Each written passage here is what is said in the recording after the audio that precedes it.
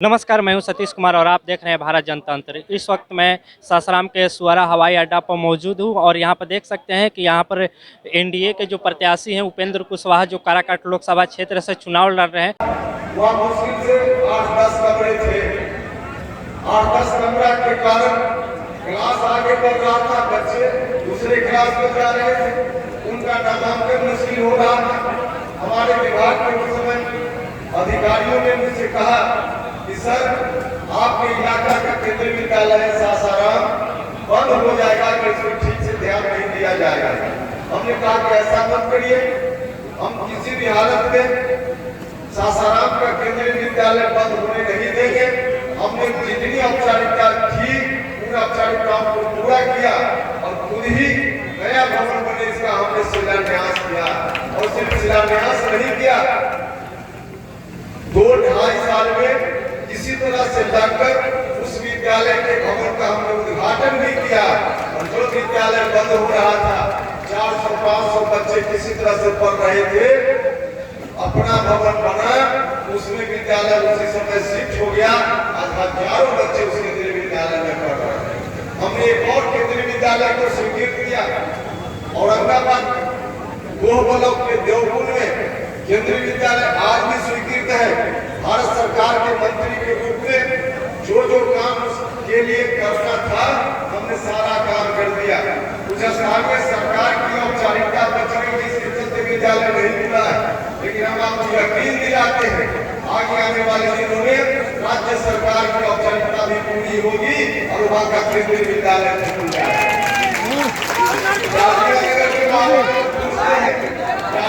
के बारे में लोग पूछते हैं, हम मंत्री बने, कई लोगों ने कहा कि डालमिया नगर में जो बंद पड़ा हुआ इंडस्ट्री है वहाँ कुछ करना चाहिए। हमने पता किया, जानकारी ली, तो पता चला कि वहाँ रेल कारखाना लगाने का कोई पुराना प्रस्ताव है। हमने उस समय अधिकारी से संपर्क किया, रेल अधिकारी से। हमने कहा कि भाई जब प्रस्ताव है तो उसको शुरू क्यों नहीं करवाते हैं? अधिकारी ने कहा कि सर ऐसे शुरू नहीं हो सकता, वहाँ पे स्क्रैप है, पुरानी मशीनें डालमिया के समय की जो मशीनें हैं टूटी पड़ी है, वहाँ जो भवन था टूटा पड़ा हुआ है, उस मलबा को पहले हटाना पड़ेगा, तब वहाँ निर्माण का काम संभव हो पाएगा। हमने कहा कि मलबा हटवा देने से क्या लगता है? अधिकारी ने कहा कि सर ऐसा नहीं हो सकता है, जो मलबा वहाँ है उसका कितना दाम होना चाहिए, उसकी कीमत इवैल्यूएशन हुआ है और उसमें 100 करोड़ से ज्यादा तक 100 करोड़ का था, 100 करोड़ उसका दाम है। उतना दाम में कोई व्यक्ति लेने के लिए तैयार होगा, तब जाकर वहां से स्क्रैप हट पाएगा। हमने कहा तो बेच लीजिए, कहा बोले कि नहीं ऐसे नहीं बेच सकते, उसके लिए नीलामी करनी होगी। नीलामी हमने कहा कि तो नीलाम कर दीजिए। अधिकारी ने कहा कि सर हमने कई बार नीलामी की प्रक्रिया की है, लेकिन इतना दाम हो गया 100 करोड़ से ज्यादा कि कोई लेने के लिए मार्केट में तैयार ही नहीं है। हमने कहा कि भैया तो रास्ता क्या होगा? तो रेलवे के हाजीपुर के अधिकारी डीएम ने कहा कि हमारे हाथ में पावर नहीं है, दिल्ली रेल मंत्रालय से इस पर निर्णय करवाना पड़ेगा।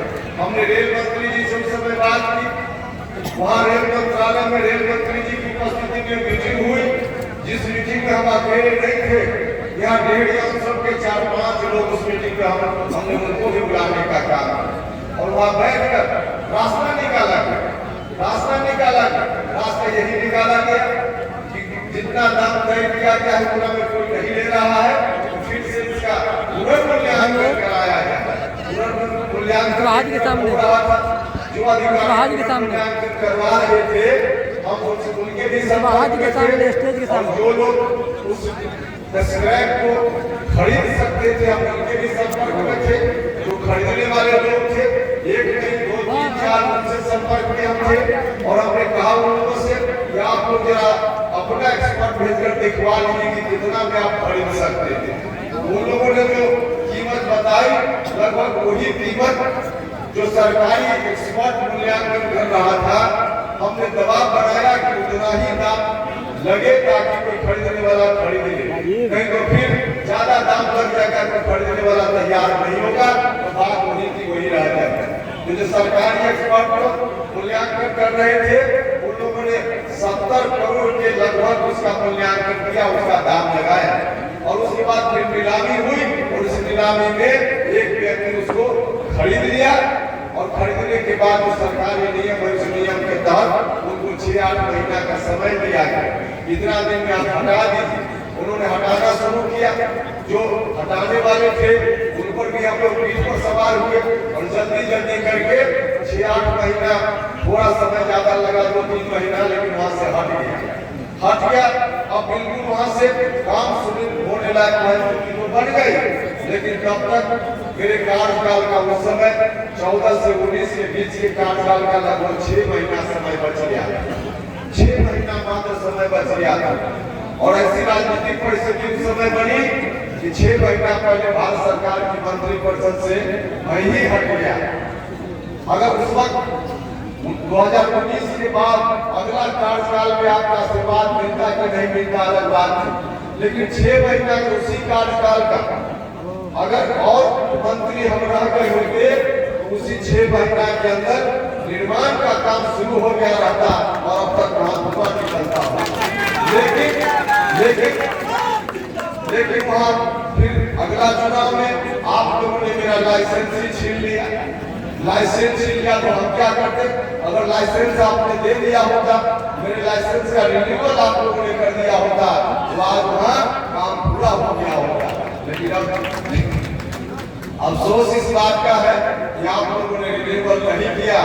अब फिर से हमने पता किया है कि क्या स्थिति है, जहाँ छोड़कर आए थे वही की वही स्थिति है।